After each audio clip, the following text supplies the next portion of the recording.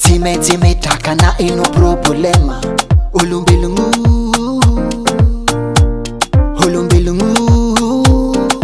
time tadi fama fini fiyenga.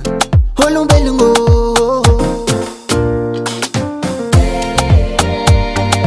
time tadi na Vola mava problema na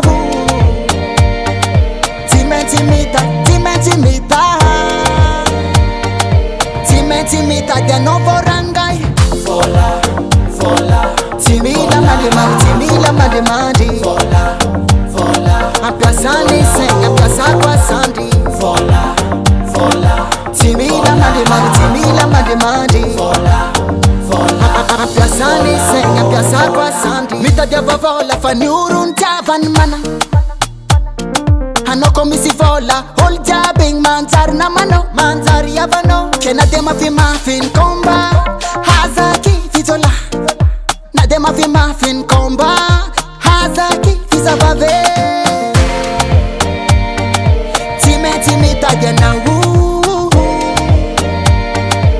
Vola mava problemu na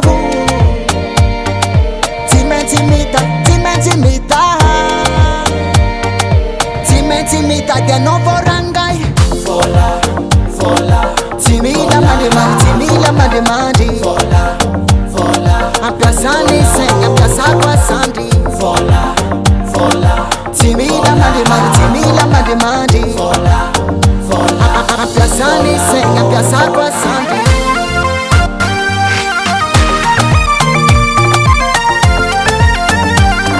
Apiasani sen apiasa kwa sandi.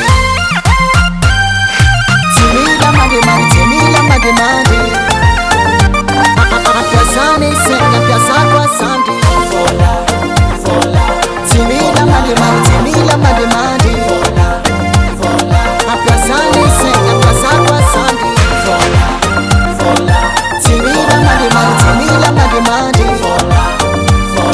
Apiasani sen apiasa kwa sandi. Judas we call.